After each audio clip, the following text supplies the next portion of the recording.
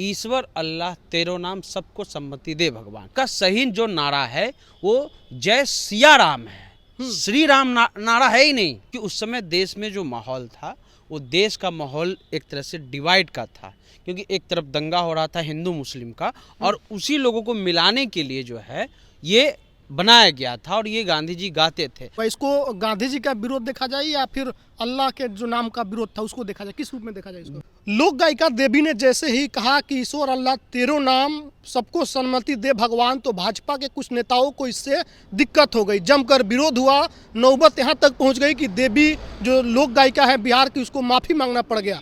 अब इस पर कई लोगों की टिप्पणी आई। सबसे महत्वपूर्ण टिप्पणी और सवाल खड़ा करते हुए लालू यादव ने नीतीश जी से पूछा कि आप जिनके साथ हैं उन लोगों को गांधी जी से इतना क्यों दिक्कत है, क्योंकि गांधी जी ही इस भजन को पढ़ते रहते थे और गांधी जी ने जिसको कहा कि सबको सम्मति दे भगवान ईश्वर अल्लाह तेरो नाम, इससे भाजपा को दिक्कत है।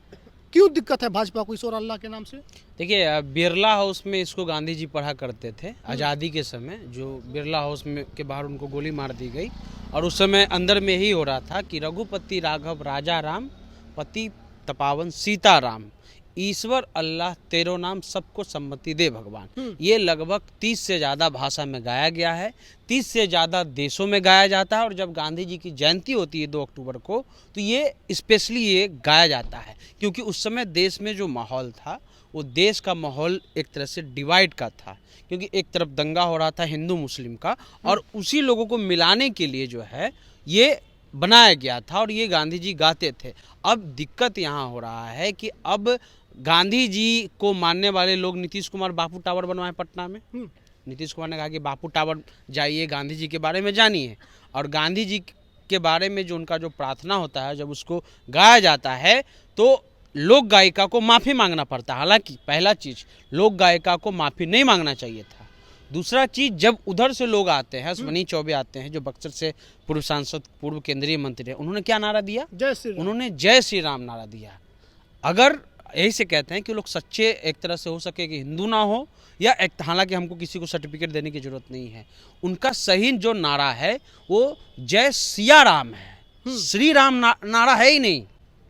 प्रधानमंत्री जब अयोध्या मंदिर का उद्घाटन कर रहे थे, जो भी मंदिर का जो है एक तरह से मूर्ति स्थापित किया गया था, उस समय प्रधानमंत्री ने जय सिया राम कहा था, श्री राम नहीं कहा था।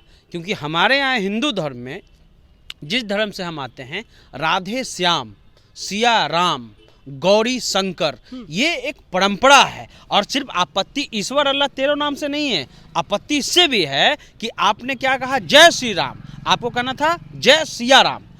समस्या ये है कि आप बताइए, अश्विनी चौबे हम लोग का पुरोहित बनेगा, वो हम लोग को सिखाएगा या किसी और को सिखाएगा, उसको खुद पता नहीं है। समस्या ये है कि अभी वो बेरोजगार है, बेकार आदमी, कुछ किया कर, कपड़े उधेर कर सिया कर, वही हाल कर रहे हैं।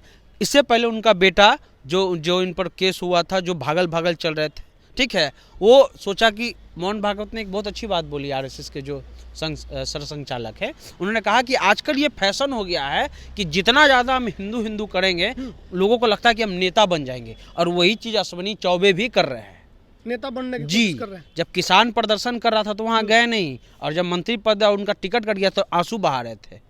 तो हिंदू का नेता बनना है तो देवी ने स्पष्ट रूप से कहा कि हमने जब पूरा पढ़ा तो कोई दिक्कत नहीं। जब एक लाइन आया कि ईश्वर अल्लाह तेरो नाम, तो वहाँ पे लोग कह रहे हैं कि अल्लाह के साथ ईश्वर का नाम आप नहीं जोड़िए। नहीं, हम लोग तो उसी को गाते हैं, हमारा ये थीम है, ईश्वर अल्लाह तेरो नाम, ठीक है, हम लोग को कोई अंतर नहीं लगता है, भगवान और अल्लाह में हम लोग को कोई अंतर नहीं लगता है। इसमें किंतु परंतु का कोई सवाल ही नहीं है। देश का जो स्ट्रक्चर है वो सेकुलर स्ट्रक्चर है और हम उस स्ट्रक्चर को मानते हैं। आप हमको ये नहीं ना बताइएगा कि आप अपना बोलिए, लेकिन जो फेमस है, क्योंकि अगर आप गांधी जी की बात कर रहे हैं तो जो फेमस है वो फेमस कोट यही है। हो सकता है कि उसका असली स्वरूप कुछ और हो, लेकिन जो उसका फेमस जो है, गांधी जी का जो कहना था कि चाहे वो हिंदू रहे, मुस्लिम रहे, सिख रहे, ईसाई रहे, सबको एक समान रहना है, यही है, यही इस देश का कल्चर है। बापू टावर में भी तो आप यही लिखवाए हुए हैं। तो ये लोग किस तरफ ले जाना चाह रहे हैं? देखिए, ये लोग किस तरफ ले जाना चाह रहे हैं, ये कोई नया सवाल नहीं है, उस सबको पता किस तरफ ले जाना चाह रहे हैं और लोगों ने उसको नकार दिया है। हिंदू मुस्लिम का जो थ्योरी है उसको इस चुनाव में भी, पॉलिटिकल रूप से भी, सामाजिक रूप से, तो इसको भारत का जो हिंदू है मानता है नहीं। भारत का जो हिंदू का जो स्वरूप ही सेकुलर है, उसका जो थिंक है वही सेकुलर है। तो ये लोग जो भ्रामक चीज़ें, जो जिनको कुछ नहीं मिला, अब उनको एमपी का टिकट मिलने वाला है नहीं, आगे उनका कुछ राजनीतिक अस्तित्व दिख नहीं रहा है, तो लोग कुछ कर कर सोच रहे हैं कि हम नेता बन जाए। कभी गिरिराज सिंह ट्राई करते हैं, कभी बचौल ट्राई करते हैं, कभी अश्विनी चौबे ट्राई करते हैं, कभी कोई और नया नया आते रहेगा। तो वो अपना रोजी रोटी खोज रहे हैं, यही बात है और कुछ बात नहीं है। लेकिन जो मैसेज गया यहाँ से बिहार से निकलकर, इस पर जो बहस शुरू हो गई है, उस पर लोग अब ये कह रहे हैं कि जो एक्सपेरिमेंट बीजेपी कर रही थी उत्तर प्रदेश में, अब बिहार में शुरू हो गया, चुनाव है उसके लिए हो रहा है क्या ये सब? देखिए, ऐसा एक्सपेरिमेंट ना यूपी इस बार संभाल पाया और ना ही बिहार तो और नहीं संभाल पाता। बिहार में जब 92 में जब उग्र हिंदू का जो एक तरह से जहाँ से रथ चल रहा था, दंगा हो रहा था, उस समय बीजेपी को मात्र 5 सीट मिला था उस समय। तो बिहार वो कल्चर है ही नहीं, भूमि है ही नहीं। इन लोग को यूपी में जाकर के पॉलिटिक्स करना चाहिए। हालांकि अब यूपी की जनता ने भी अयोध्या जैसा सीट जो है वो हरा दिया, तो अब इन लोग को कुछ नया लाना चाहिए। अश्विनी चौबे जी को मेहनत करना चाहिए, हो सके उनको बाद में बक्सर का टिकट मिल जाए, लेकिन अभी फिलहाल उनका कोई स्कोप नहीं है। तो बस ये एक राजनीति स्टंट है। हम इस बात को फिर दोहरा रहे हैं कि उन्होंने जो नारा दिया जय श्री राम का, वो नारा हिंदुओं का है नहीं, जय सिया राम का नारा इस देश में चलता है। ये जो विरोध हुआ, जो पूरा प्रकलन हुआ, इसको गांधी जी का विरोध देखा जाए या फिर अल्लाह के जो नाम का विरोध था उसको देखा जाए? किस रूप में देखा जाए इसको? देखिए, हिंदू मुस्लिम का जो कल्चर है, उस देश के कल्चर को बहुत लोग पसंद करते हैं, बहुत लोग इसके खिलाफ गांधी जी का विरोध था या मुसलमानों का? देखिए, जाहिर सी बात है कि गांधी जी का जो कॉन्सेप्ट है वो सबको लेकर के चलने वाला है, और इन लोगों का कहना है कि हम एक लोग को लेकर के चलेंगे तो फ्रेम नहीं हो पाएगा।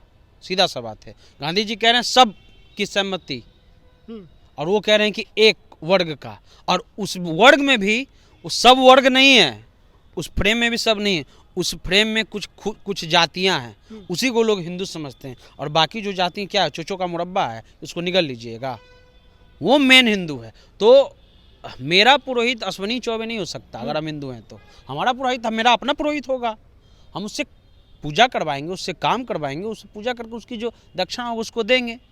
वो हमको डिक्टेट नहीं कर सकता कि क्या करोगे नहीं करोगे। हम अपना बात हम अपना मानते हैं। हम ईश्वर अल्लाह दोनों को पसंद करते हैं, ये हम मानते हैं, ये हमारा कल्चर है। अटल बिहारी को उन लोग को सुनना चाहिए, जिनके जयंती पर सब कुछ हुआ। हाँ, उनको सुनना चाहिए, लोग नहीं सुनते हैं, दिक्कत यही है। उनका तो विचार ऐसा नहीं था। अगर उनको पढ़ेंगे तो पता चलेगा कि उनका क्या कल्चर था। चलिए, तो ईश्वर अल्लाह के नाम पर जो विवाद हुआ उस पर हमने बात की। उन्होंने कहा कि सेकुलर देश है और यहाँ सबका सम्मान है। गांधी जी ने एकजुट रखने के लिए ये स्लोगन कई बार पढ़े, इस चीज़ को लगातार गाते रहते थे। जब उनकी हत्या हुई थी तब भी ईश्वर अल्लाह तेरो नाम का वो जाप कर रहे थे, उसी दौरान उनकी हत्या हुई थी। तो भाजपा जो है इस देश में एक अलग आइडियोलॉजी लेकर चल रही है। उसको जिनके जयंती पर हुआ अटल बिहारी वाजपेयी की, उनकी भी पूरी जो कंसेप्ट रही है राजनीति करने की, उसको पढ़ने की ज़रूरत है।